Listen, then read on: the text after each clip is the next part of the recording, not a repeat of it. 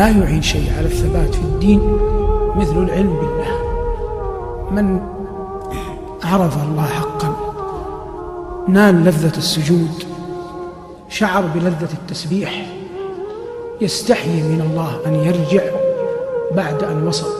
جاء في الحديث عن أبي داود إن نوحا لما حضرته الوفاة جمع بنيه فقال: يا بني أوصيكم باثنتين وأنهاكم عن اثنتين.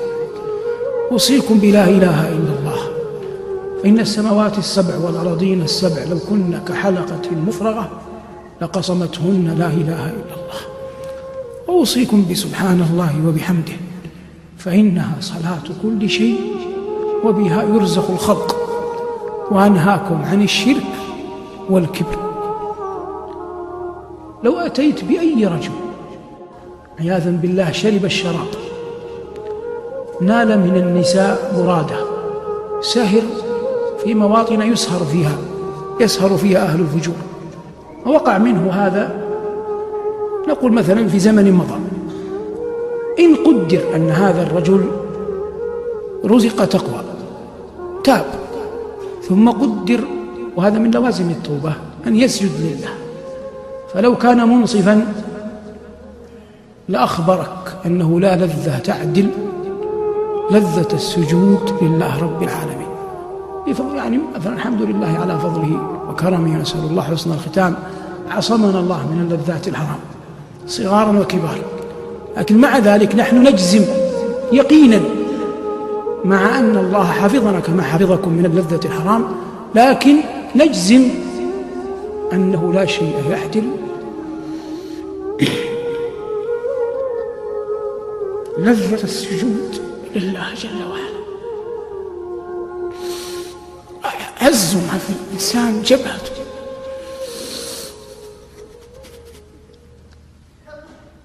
فإذا ارتضى أن يجعلها في الأرض في التراب إجلالا لله فإنه لن يحرم من الله رحمة. فرعون كان يقول: أنا ربكم الأعلى، فالله لما بعث موسى وهارون قال لهما: قولا له قولا لينا، هذا وهو يقول أنا ربكم الأعلى. فكيف بعبد أظلم عليه الليل كأي شاب منكم واصنعها الليلة، أطفأت النور لتنام، ثم أخذت فراشك، ثم تذكرت جلال الله،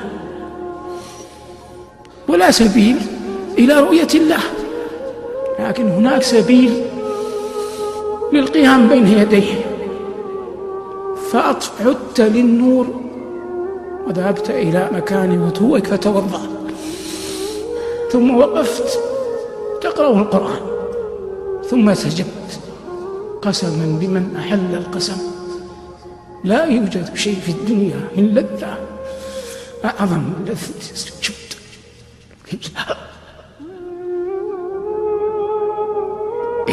الله يقول لنبيه: وتوكل على العزيز الرحيم الذي يراك حين تقوم وتقلبك في الساجدين.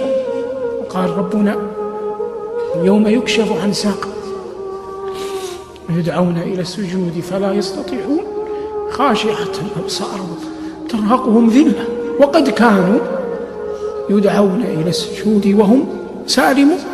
أنت الآن تدعى للسجود وأنت سالم، فحتى تستطيع أن تسجد يوم القيامة اسجد في هذه الدنيا اختيارا وأنت تريد وجه الله.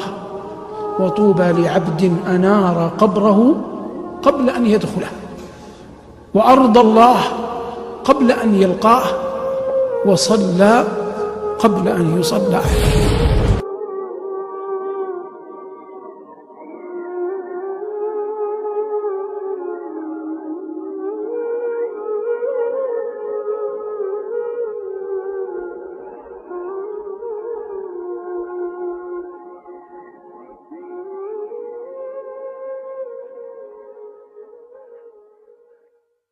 جوال الخير.